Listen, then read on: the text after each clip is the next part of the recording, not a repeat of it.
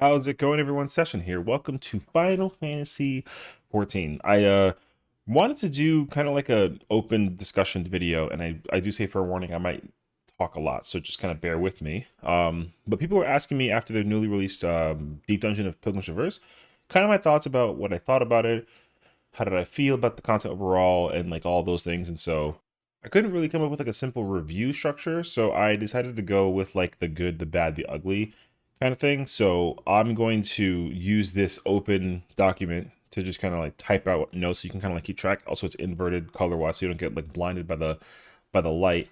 But we're essentially just going to sit here and kind of talk about those things. So let's kind of just start with like the good, So we do the good, then we'll do the bad, and then the ugly.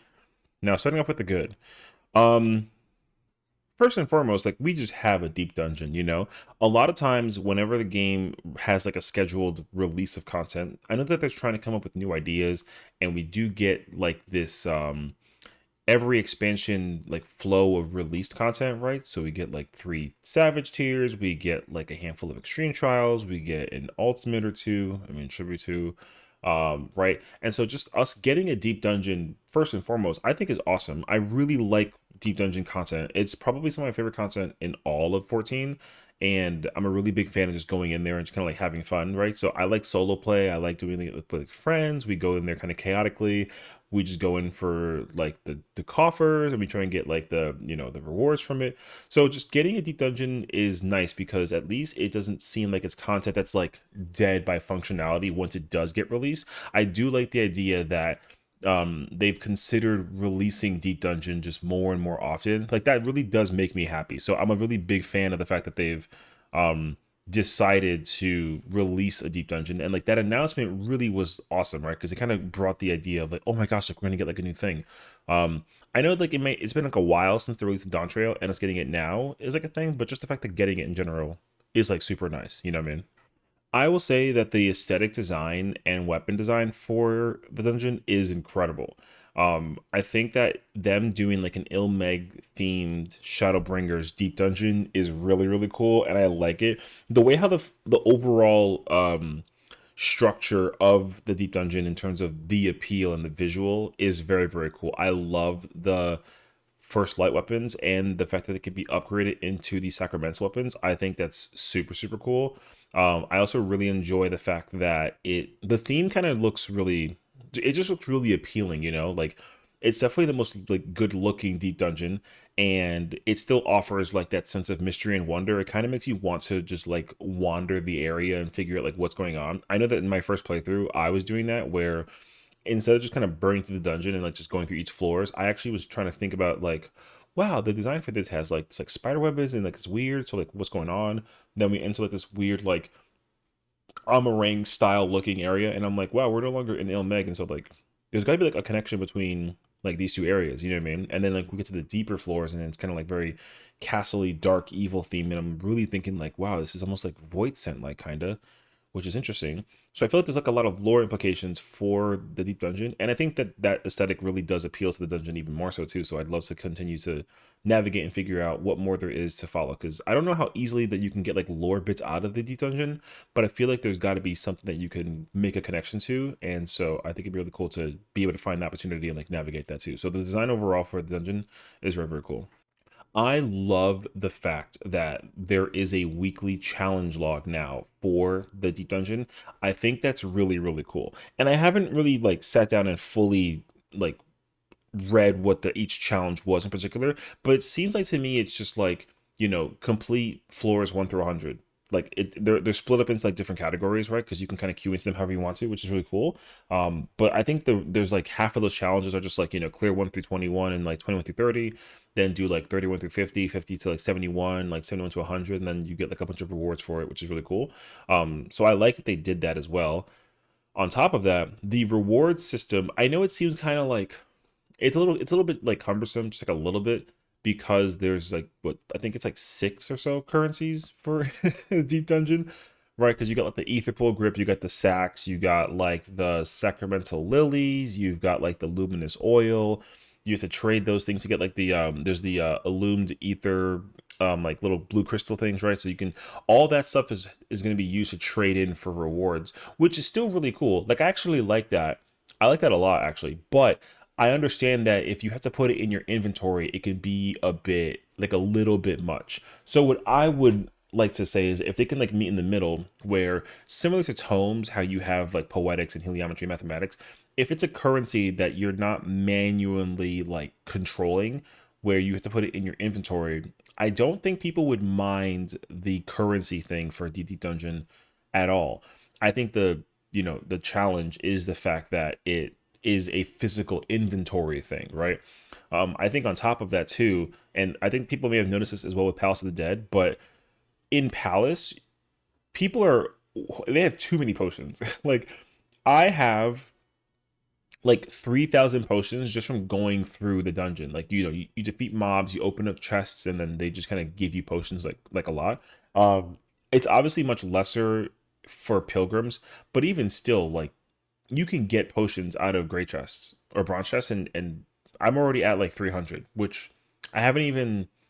I went through it like twice, which is like a bit much. I haven't traded those crystals either to get the 20 potions for the so you're getting a good amount of potions for it as well. But either way, like the inventory thing would be a lot better if you didn't have to actually like physically control it in your inventory. But it's not like hindering. It's just like I can understand if some people are like not the biggest fan of it. But either way, though, like the reward system of the weeklies, I think is stellar, and I'm really hoping that they incorporate this into like Palace, Heaven on High, and Orthos because right now, from what I checked, the challenge log only applies to Pilgrim's Traverse. So there's that. The boss designs for each floor set, I think, is going to be the biggest selling point for this entire dungeon. Going through, I can't imagine, like, it's always been funny to me to hear how many people are going through like their solo runs, and people are having a hard time with some of the bosses, which I actually like that a lot. I think that's really cool. The bosses are not like one shot per se, but the I've heard a lot of people have a hard time with like the first boss in solo. I heard that that's been like a challenge because like killing the ads is like is difficult.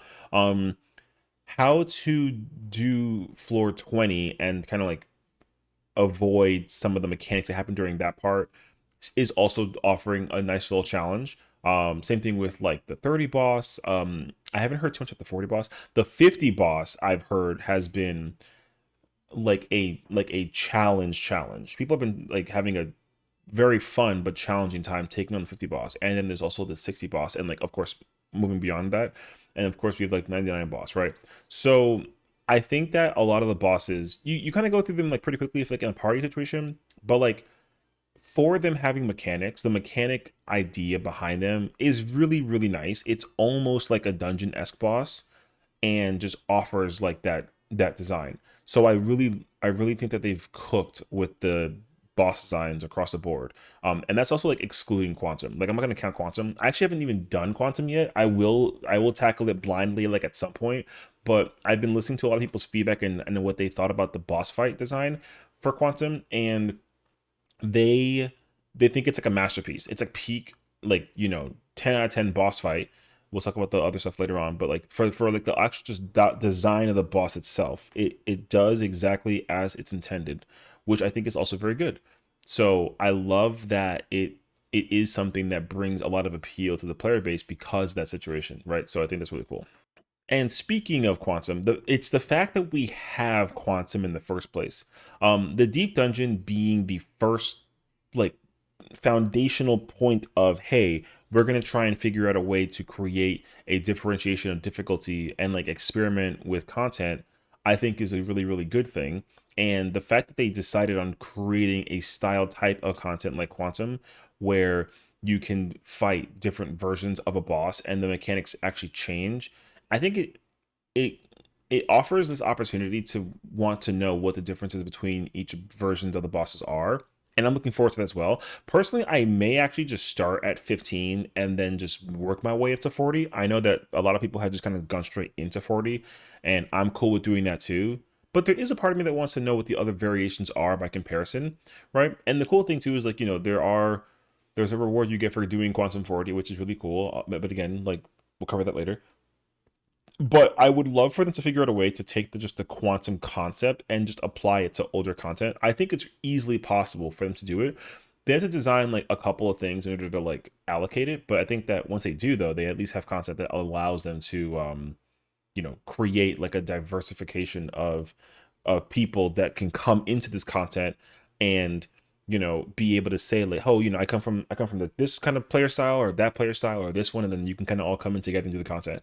We're going to be getting something similar to this as well with the Criterion and the Variant Dungeon next patch, which is going to be really cool. So I'm looking forward to learning like more about that. So I'm really heavily excited for what's to come next patch, because I think that a lot of people think that the quantum functionality works for like a new formula on how to like release content, and I kind of look forward to seeing how more can they experiment with the idea of quantum. I think it's just highly possible for them to do even more. I think that them doing what they have done so far for like a basic foundation is good, and so I'm only looking forward to seeing like how much more can they do as a result, right? And I think the last good point that I really enjoy about the content of so far is the fact that the palmenders you have like the familiarity of what we're already like used to, right? Like your safeties, your sights, your strength, affluence, alteration, and they still find ways to introduce like new ones. I the purification one is interesting. It's not like immensely helpful. It's so helpful for one boss fight, but other than that though, I don't really know like an immediate use for it otherwise. Like I would like to try to sit down with the purification a little bit more often and figure it out. The devotion one is powerful. So the devotion one, you can use it at any point in time between floors 1 through 8, or 1 through 7 for floor 8 up to basically there will not be one for floor 9, because if you activate it on floor 8, the candelabra will play on floor 9, but you can't use it on floor 10. So you can only use it between floors 1 through like 7 and have it activate for 8, which I feel like it makes sense. But it's the cool fact that that is a pomander that guarantees you like a positive, and the positives usually like super powerful. Like either you get like the bomb thing or like the ball poop thing, and you kind of just kill everything on sight, which is cool. And then the one that I really like the most out of all the newest pomanders is the haste one. The haste one is really fascinating because haste is has always been a very difficult conversation point of like balance and job application, or job functionality application into content. And it makes sense when a job itself has a like a natural speed buff to itself, right? But the fact that there is a way that you can buff other people with a thing that it will affect how they operate in the content, I think is very, very fascinating. I'm actually kind of curious to see if, due to the pomander of haste, if they'll do something with that in a sense with like outside content besides like the dungeon, because I think that, and this is a whole different conversation, but with 8.0 on the horizon, there's like this concept of them changing like some job design going into the new expansion. And I'm wondering if there's a possibility that haste can be added to that as a whole. I'm kind of curious if it's like a possibility. If it's not, it's fine, because some jobs naturally like to be fast because of their skill speed thing, but also some jobs have been able to experiment with skill speed, and it does affect how they rotation. But haste, if it affects the entire job kit, including like the cooldown time and that sort of thing, it can be very broken and very powerful very quickly. But I'm still kind of curious how it could apply itself in certain kind of fights. So I don't know. I mean, the haste one, it definitely piques my interest like immensely, and I'm still always looking for ways to see how they can incorporate it into content outside of. But if they use it in general, like in field operations or in like deep dungeons, the list goes on, right? Like I think that's perfectly fine. I also just am still curious about how it would function in like a savage raid or like an extreme or something. Again, it'll be very a lot, but I just curiosity. And with the incense, another really fascinating usage of like the gimmick, if you will, because with Heaven on High we had the summonings, with Orthos we had the demi clones, so this one we have the incense. Now the incense are like extremely powerful, and what's unique about them is that they do, they summon Phil, and then they all have like a kind of like a package deal of different things, right? Like the bark bomb one like doubles your MP and HP. It also applies like a big heavy dot. It's really helpful for fighting like mobs or bosses and that sort of thing. The bark bomb one is really good for like pulling a lot of mobs because they all get turned into like a witching thing.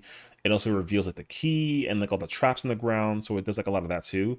And then the poison fruit gives you like temporary invulnerability, and then it like kind of like wipes the whole floor. So you can do a lot with those instances, and it's obviously like becoming more clear to the player base which ones are most powerful, which ones you save and like always hold on to, and like that sort of thing. You know, like you got like your Onion Knights and like your Odins, for example. We already have those established for the instance too, which like, is cool. So I like that.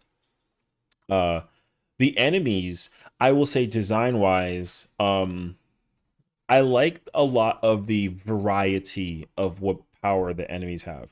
There's definitely a favorite enemy in this entire dungeon, which again I'll talk about later on.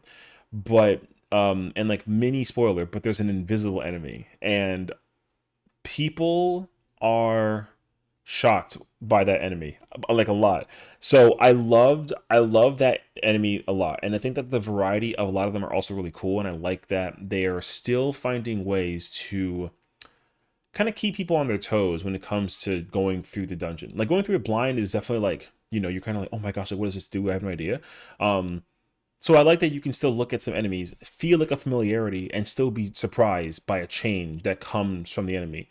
Um, I'm trying to remember what the monster is from Heaven on High, but there's a version of that monster in this one too.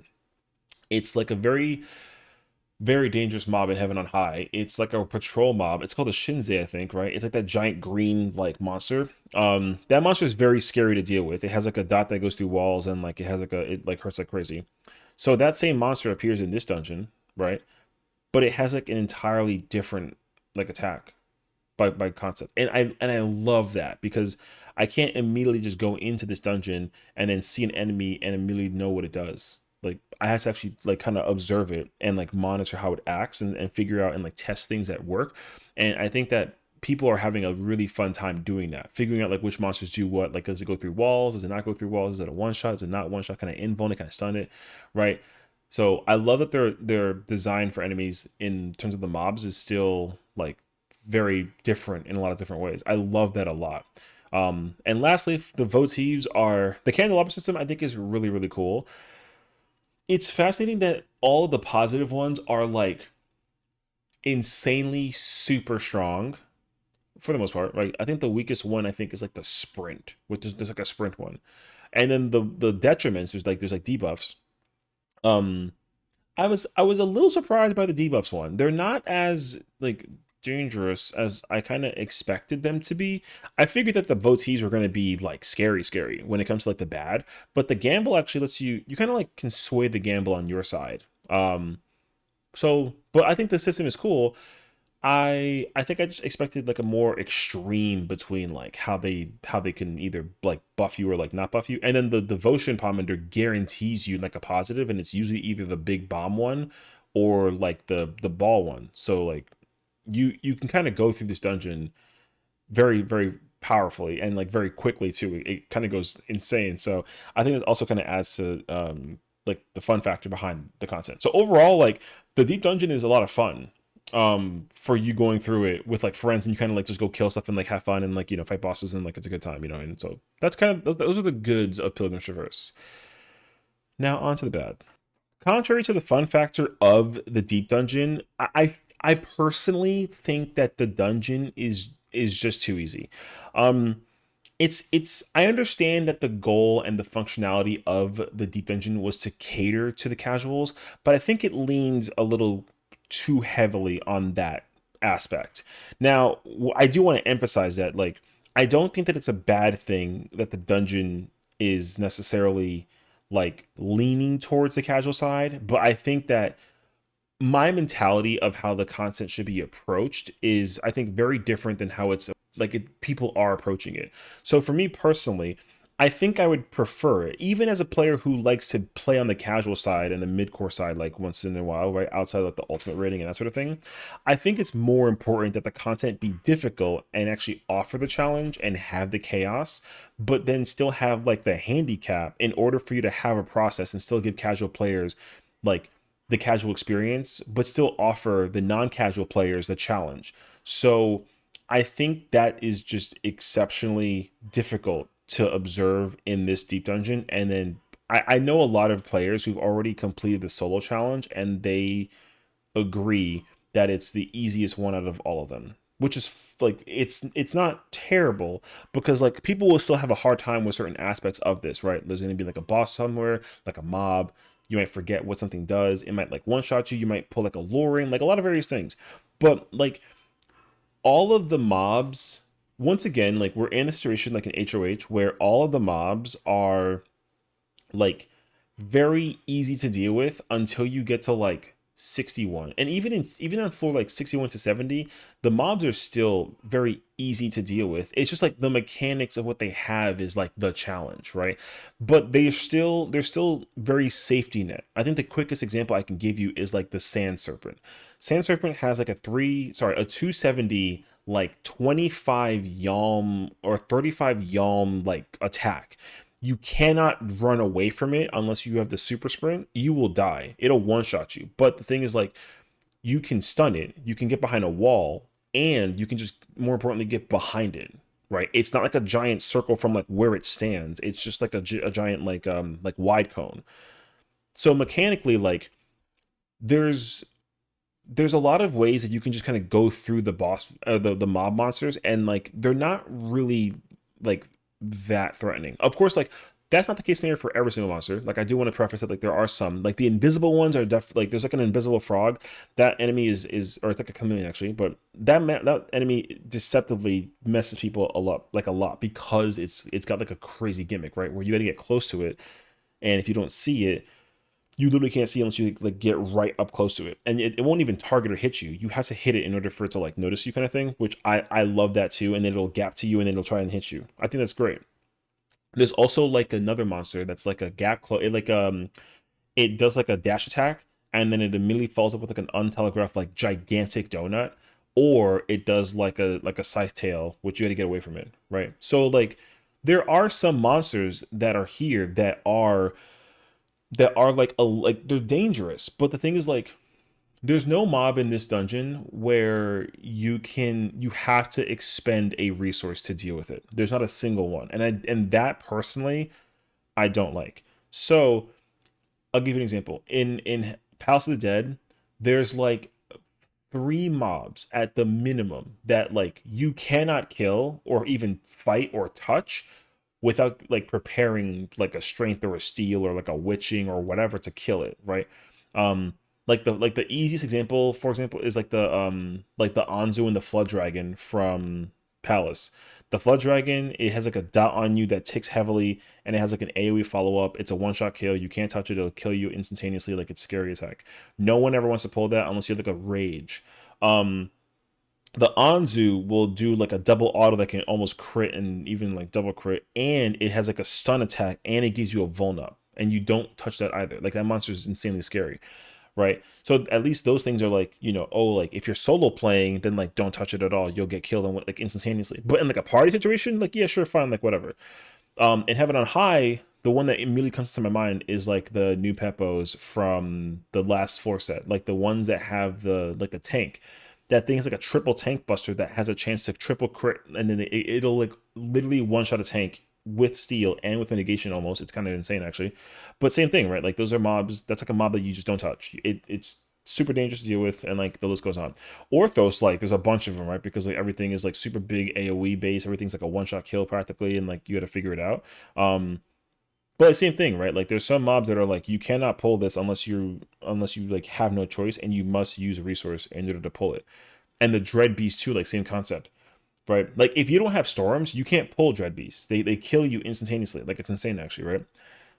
Pilgrim's Reverse doesn't have a single monster in the entirety of the dungeon that's like a scary, like you can't pull this if you're solo situation. Everything can be killed basically. Now, again, I don't have a huge issue with that, but I would have preferred that every mob be like a little dangerous, even more dangerous as they currently are, because of the several factors that come into place with this. So, for example, the checkpoint system, I forgot to mention that actually. I'm gonna actually add this to the good. Checkpoint system is actually like really nice.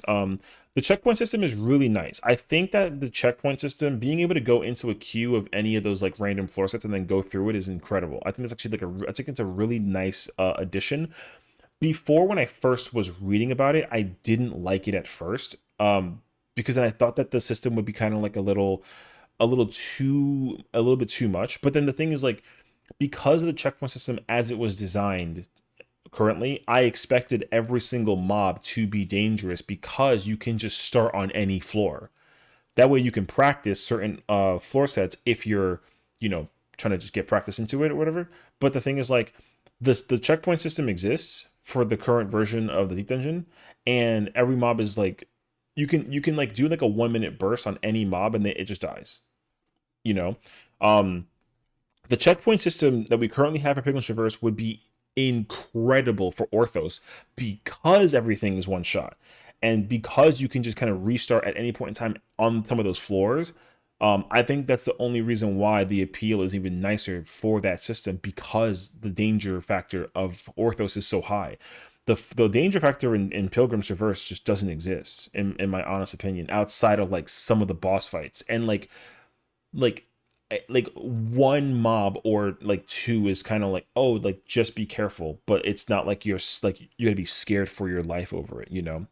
But that's just me though. So anyways, I think that I would have liked for there to be a better process of having people go through the content with a challenge in mind, but the handicap, because like again, the votives, the incense, and the pomodors are very, very powerful, but the enemies are very like harmless for the most part, sort of, right? So that's where I'm kind of like, I'm not really a big fan of that. So what I would like for them to do is to just change every mob, I kid you not, every single mob to be a one shot, like just like Orthos. Um, and and then this checkpoint system just lets you start at any point in floor. Like you should be allowed to fail a floor set because like it's just too challenging for some people.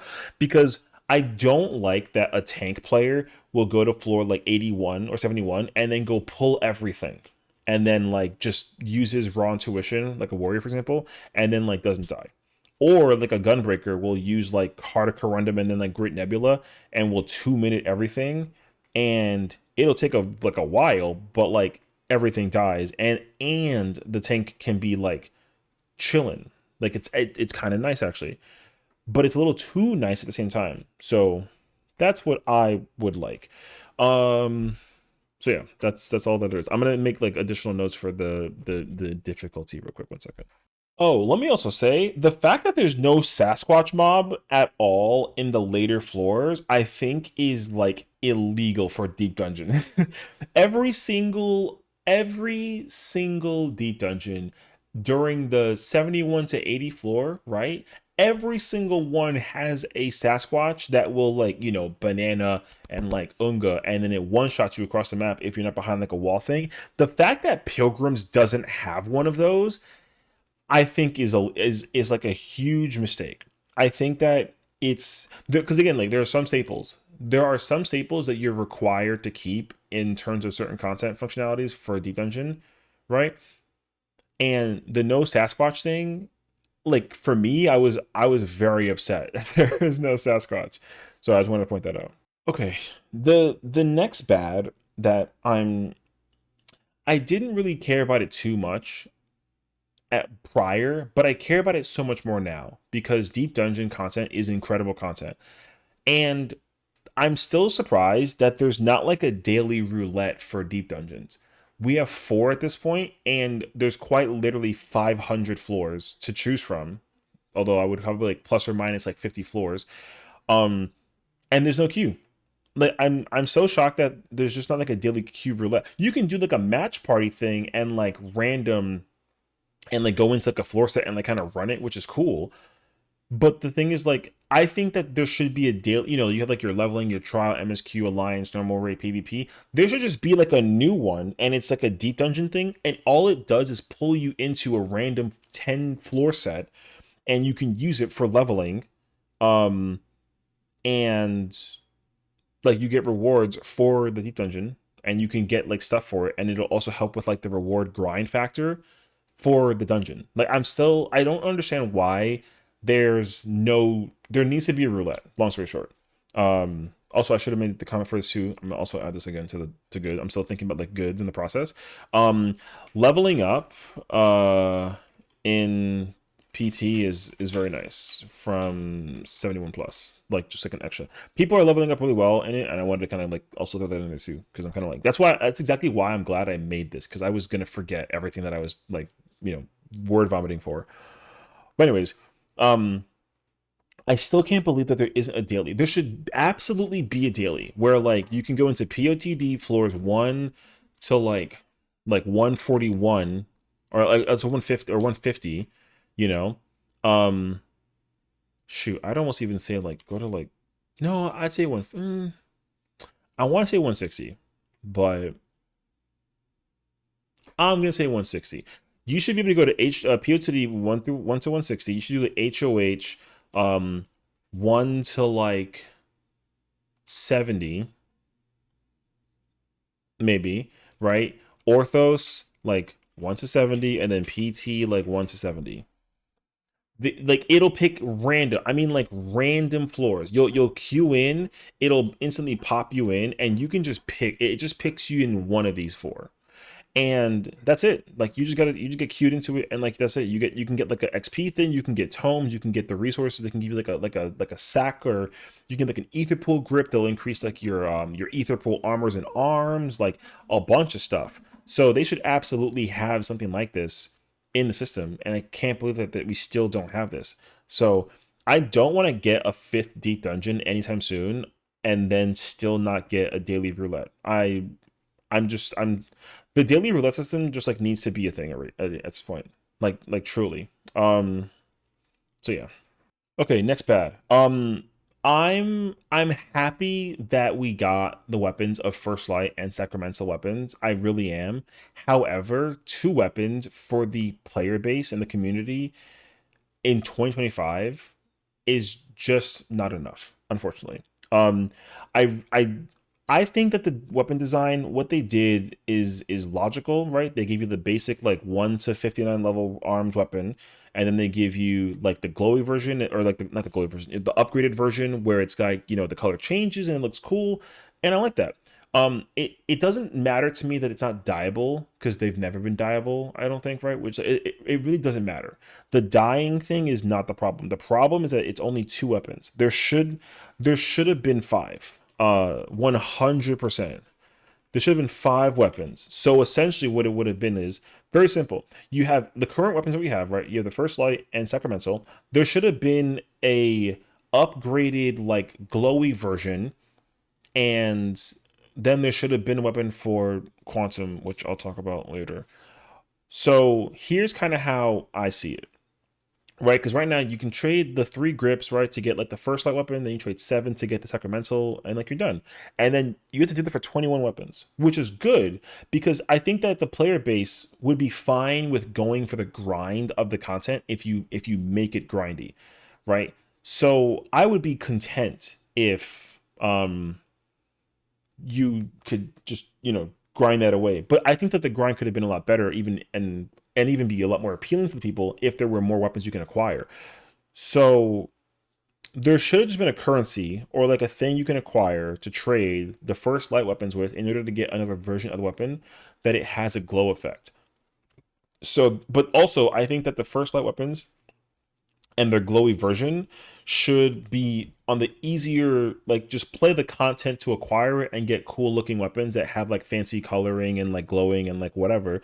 And if you don't like it, then you can just get like the regular version like you're showing, right? So you have two options already off the bat for weapons, and it requires like not that much effort, right? Because you got like the regular version, then the glow. Boom. Very simple. And then you can also talk to a vendor and they get like replica. But then you can trade that weapon, like either version, either the glowy version or the regular, to get sacramental, and then again like replica the other two, right? But then there should have been like the final version, like that white goldish one, and then you can trade that and get another glowing version. But the glowy version for the sacramental weapon should have been like an effective file grind. What I mean by that is, in order to get the currency, I'm gonna call it like the shine, like a pilgrim shine or something. If you trade the sacramental weapon with a pilgrim shine, you can get the the glowing sacramental weapon. You only can get that shine by going through 1 to 100 in a save file. That's it, and that's it. So it can be solo, it can be in a party. The whole point is that you just go in and go do the content, and then that way it allows an extensive grind of doing the content for a long period of time. If you want to get everything, or if you only want like one weapon, you do it one time and like you're chilling. Additionally, just because I want to be that person, I would have made that grind thing like a weekly thing. So that way you're not sitting there farming 21 weapons, you know, um in a day or whatever, right? Like going through 1 through 100, like it's going to be a lot. But I would have at least given people time to be like, hey, you've completed it for now. Um, we wait a week until we do it again, and that way because then you automatically have 21 weeks of people to do content for a thing if they want to collect like all the weapons. And the thing is, like, 21 weeks is a lot of time to spend on a patch doing the content, which is good though, because at least it's like, hey, you can come back to this when we're ready to let you do it again, sort of thing. But because the patches are like what, like 16-ish weeks or whatever that it is, or 17 weeks, whatever, you're not going to be able to get all of them in a single day or like a week or a month. Like you're not going to get them all by the end of the patch, which is good because then you just go back to it eventually. And then if you want it that badly, you'll go back and go do it. And if you won't do it, then you'll kind of come back to it later when you feel like it. You know what I mean?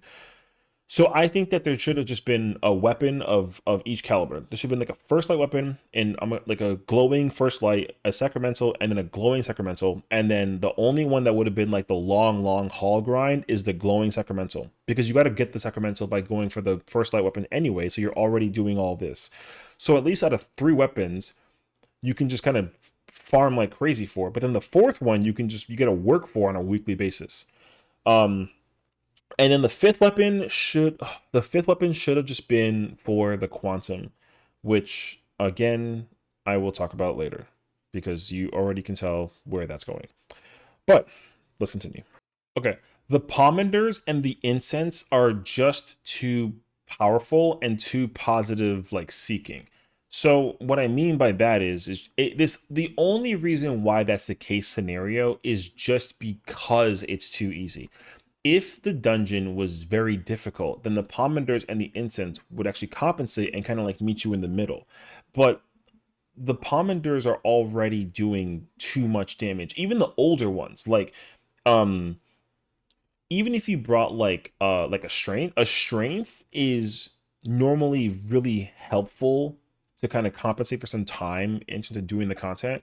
But now strength in this dungeon is just way too strong, because for certain jobs that you can like do like heavy AoEing for, you can pull like three or four things, use like have a strength, and then just do like your burst window, and you kill four mobs like right then and there, right? I'm doing my solo playthrough, for example, on like Viper. I feel like this could change depending on like what you're playing with, but like I'm not too sure yet. But like for Viper, I can pull three things and they die within like I'll do like a mediocre 20-second burst window with like my 2 minute, and like everything just dies. And I'm always kind of like bummed out by it, like a little bit, because I'm expecting like a moment to like kind of get scared and like killed or whatever, but then like nothing happens, so I'm kind of like whatever, you know what I mean? So if the dungeon was harder, it would be fine. The pomanders and incense wouldn't be too powerful, they'd be like just right, right? And because the dungeon's so easy, and people are actually at the point now where they want to feel something with doing the content, that they're trying to do the deep dungeon without even like using pomanders or incense. I don't ever know. I've never heard of people actually doing deep dungeon with like a zero chest pickups, or like people are going back and like um clearing the dungeon with like minimal like item level gear, or ether pool like arms and armor, right? Like you'll go back and you'll reset all of your stuff. You'll go back to like level 1 ether arms and armor, and people are just soloing, going through it naturally that way. I think like I don't remember like what I remember like hearing about, but I think a friend cleared like 470, and they have like 25 or they tried to go to like 25 arms armor. You can't though, right? Because it's gonna force your way through it. Whatever the minimum is to complete it, people are trying to complete it at the minimum now, because like the dungeon's not like difficult. You know what I mean? So I do find that to be a problem. I don't like that people are going into this very minimalistically, and they're not afraid at all of like the solo challenge. So I think that it's not helping that people are trying to make it more challenging without the natural challenge already like being there. Like it's just missing. Okay. Additionally, and I said this before too, but there is no mob that is so scary to deal with to the point that it requires you to deal with resources. You can 1v1 every single mob, and there's really no problem at all with the mob if you just like respect the mechanic. Now that rule can be applied to every mob in the game, but that's also not true because some things like have like a double auto. There's some kind of like scary factor that comes into play with it. You got to like, some of the mechanics, even for some mobs, are exceptionally dangerous. Um, on top of whatever power that they have with like their autos or like a dot or like whatever that you might deal with. So that's kind of what I'm thinking about when it comes to that. So it all of this, however, is still fixable, and they can incorporate all the bads and fix all the bads by just simply updating the dungeons, which like they said that they'd go back and apply like quantum to older dungeons and like older content if the appeal for it is there. But the thing is, like, Pilgrim Traverse has been released, and there's just no expectation for them to go back and tune any mobs. If I had an opportunity, I would have them go back and change like how like oh, man, I feel like there's certain games like for example like Overwatch or like Call of Duty or like Marvel or like any game that kind of has like an active tuning thing. um like if I had a choice, for example, if like I would take a mob that, like, let's say that the cone is like a small cone. I would change that small cone into like a small like line, but the line is like it can go through the map and it does more damage. Like I would fine tune monsters across all the dungeons if they are like just annoying to deal with, or if they're too powerful, or like whatever. Because like I said, like when you go through like the later floors of Pilgrim's Traverse, like nothing is scary, like nothing. I don't immediately think of any mom that or mob that's like exceptionally like immediately powerful and like really dangerous to deal with. Um except for like maybe like one or two. For the blind run, that's a different story. But like once you understand the mob and you go try and go through for a solo run, and I'm also pretty sure like people have already started making like guides for all the monsters. Once you pull up a guide to the side, then like you really don't have to be afraid of anything. You can just go kill everything until you figure out like which one is dangerous, and you either deal with it or you don't deal with it. And if you deal with it, you have palms of incense, which don't really matter because again they die in one shot basically, right? Or like you just kind of walk around it, whatever that it is, right? So I don't know. I mean, like again, for me, um, I would love it for them to go back and actually go tune and fix Deep Dungeon because Deep Dungeon is still active content. And if they can make it active even further than that, then I would love that too. Like I said, like if Heaven on High, if Heaven on High is like the mobs, like let's say like, for example like a and the floors like 31 through 40, there's a bunch of mobs in 31 through 40 Heaven on High that have like an enrage timer where they explode and they'll just blow up and they'll kill you, basically, right? If the timer takes too long because of the HP pool and the threshold and the damage output, if they ever came out and they're like, hey, listen, like we're gonna tune it so that the cast bar for the enrage is faster, I would love that. Just because it just changes some of the flow of the game. Now, obviously, like I don't want it shouldn't be hyper tuned on a constant basis, like until they find like the right sweet spot, because then they'll be sitting there balancing things forever, and the patch notes will be as long as like like a Walmart receipt. But if there are, they don't have to do like hyper tuning. They have to just kind of, if they have like an idea behind where they'd like the difficulty to be, then they should just do that. I wouldn't even be upset if they did that with Orthos. Like Orthos, everything from 31 and onward is a one shot. So if they're like, hey, we don't want that to happen in Orthos, so we're gonna fine tune some of those monsters from like 31 to like 70 so that they don't one shot you, people aren't gonna like that.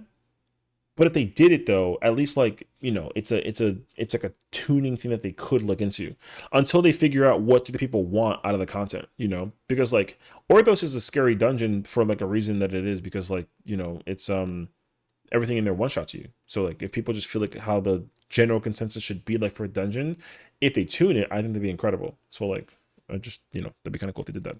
Okay, now the ugly, which obviously I haven't talked about it at all, so we're gonna talk about it right now, and it's gonna be so bad actually. Okay, Quantum, as far as I've been told, I have not been spoiled. So don't spoil the mechanics to me. I don't want to know it. I'll do it blind eventually, but it doesn't matter. Quantum is peak boss design. Everyone who did the race or the blind prog or whatever is like, dude, Quantum 40 is godlike. It's the content. The boss fight is insanely powerful. Boss fight's insanely scary, super challenging, literally like near ultimate level, like peak content. Best one of the best boss designs we've gotten in like a century. The balancing for it is difficult, like etc. Blah blah blah blah blah. Whatever. The list goes on. But all you get for clearing it is a title. And guess what? No one's gonna do the fight because it's just a title. I think that is like the fattest L out of this entire thing. This single problem turns this entire dungeon into a like who cares situation for like a lot of people. Doing the solo thing, the bad is already like bad enough that like it is like whatever, but the bad can be like you can fix the bad and you can fix the ugly, but like you must fix the ugly. And here's the thing though, in for Palace of the Dead, they did that. See, because back in the day, there wasn't a necromancer title. Doing floors 1 to 200 was a leaderboards internet thing on their website. People were like, people don't care about that. They kind of have not cared for like a century. But because the title thing appeared, people were like, "Oh my gosh, I need the title," which I think is cool. I like that. The title is better than some ultimate titles, like no lie, right? So, or not because of the actual like name of it, but because the achievement, like the work you put into acquire the title, is what people are like, "Yo, like that is fire." So, Quantum is the same thing. You're trying to complete the hardest challenge that the game that the dungeon presents itself to be, and so for to have a title that showcases that is very unfortunate. It doesn't even help that like players have titles hidden, so like you can work for hard for this title, and like no one will even know, dude. That is god awful on like a lot of things. So the problem too is that like Ozma created the Quantum fight design, and like in like the dungeon, the boss fight for Quantum is peak. It's godlike. It's incredible fight design, functionality, and purpose. The mechanics are very unique and different. It looks like it's so complicated and like a lot of fun, and it challenges a lot of players. And the fact that it's a four-man content thing and not like an eight-man content thing, even, and also the usage of like the arena and the floor and the buff and the debuffing and the functionality, dude, there's a lot to do. And it's challenging also because you have only one tank, one healer instead of two, and jobs that do like buffing versus not buffing, like pure ADPS jobs, are actually thriving better than some other jobs, which again I think that's cool because jobs like Machinist and Viper, where they're like terrible in like certain situations for ultimates and savage fights, are thriving currently in that fight, which again I think is godlike. But again, clearing this and getting like a title is, no one cares. Now it's very easy what they should have done, because I don't know how they didn't think about this, because again, the fifth weapon thing should have came from this. When you complete Quantum 40, I'm also gonna harbor you like a thing. It should be a weekly. There should be a weekly Quantum that you have to do, where you can't farm Quantum 40 to get 21 weapons. It should be a 1 week weapon thing, because again, you keep people busy enough to log in for a day to crack at the content, acquire the weapon, and then they can go somewhere else. And it sucks because I think that the design for that is actually really easy to incorporate because they've been doing it already since Stormblood. You simply like you kill the boss, it drops a totem you can acquire. You talk to the person, the vendor at the entrance of the dungeon, and you trade the totem for a weapon, and they look a little bit different from the first light and the sacramental weapons, and they have a glow. And you can only acquire that weapon by completing Quantum 40. Quantum 15, Quantum 25, 35, 47, or 37, nothing. I mean, except for the practice, I guess. Or you can get like a bunch of mats or something. Who cares? But like Quantum 40 should 1000% have a weapon that you can acquire by simply completing the content. And you get it weekly. And that's it. That's another 21 weeks of content that you have to commit to if you want to acquire every weapon that it provide to you. Uh, and then before you know it, 7.4 comes out. And you're still working on it. because it's like what, like I think 2 months, right, before we get like 7.4 from the release. So like it's gonna be like December. We're like not even like halfway through getting all weapons, and so we gotta still go back and go do quantum if you want to go get all weapons. And like if the design was fire, then people would have easily gone and done that, which would have been super freaking peak.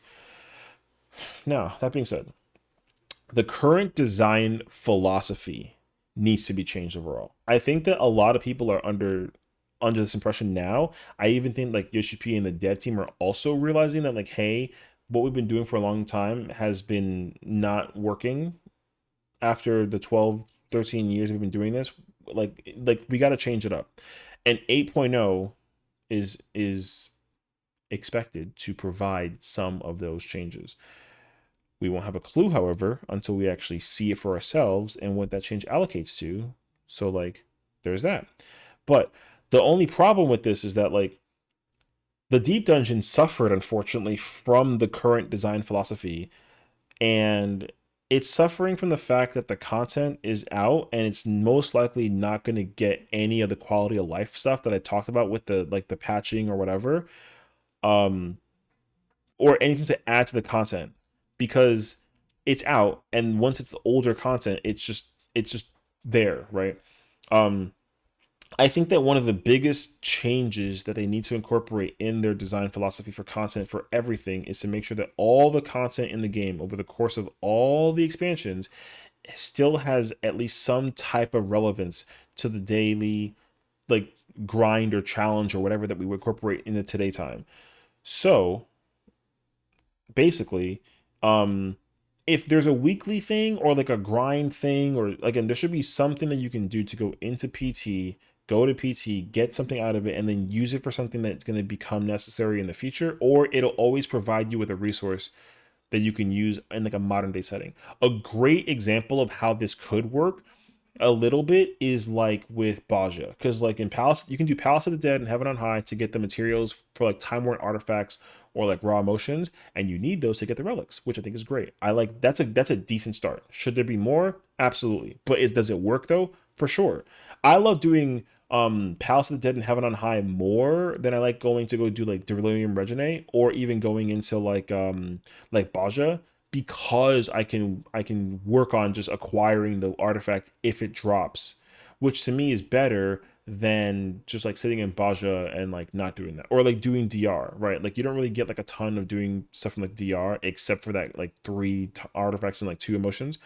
Um, but I think at the same time though, I think that they should go back and like have a moment to sit down with the community during a live letter that we're going to get in like 10 days, where they, similarly to like Occult Crescent and Cosmic, they have like a slide that's just like feedback received about the deep dungeon, and they just incorporate stuff. And like they would blow my mind if they decide to, hey, say like, hey, we understand that some of the stuff we did wasn't like, it was good and like could be better, so we're gonna take some of those betters and try to like incorporate it into the deep dungeon, and hopefully it creates like a better experience for the people who don't like it. And yeah, that'd be fire. I'd be very, very happy with that. However, it's still not out of the possibility. They could still incorporate the idea of adding a daily roulette. They can still incorporate having 5 weapons where there's 2 glowy versions of Sacramental and First Light and a quantum weapon. They could do that. They could change the damage output from some of the mobs. They could add mobs that appear in the rotation of monsters that appear on floor sets. Like they could do that. Um, right? They could actually even create like a Pilgrim's Traverse 101 to 200, where they kind of bring like a savage variation. They like if they kept the current version of Pilgrim's Traverse the way that it is now, but they just created like a similar functionality to to Palace of the Dead with like 101 to 200, um, I'd be fine with that. I mean, I would say though, I would probably let them just start at 101 to 200, or just do 1 to 100 like Savage or something. That way people can get what they want. Like the challenging thing, I think that the challenge thing has to start being incorporated like a lot more frequently. Um, because like people are still suffering. If the content's too easy, then the content's boring. The content can't be easy. It has to stop doing that. They got to make all the content like difficult, but if there's a way to help players that are having a hard time get like the I'm gonna call it the handicap.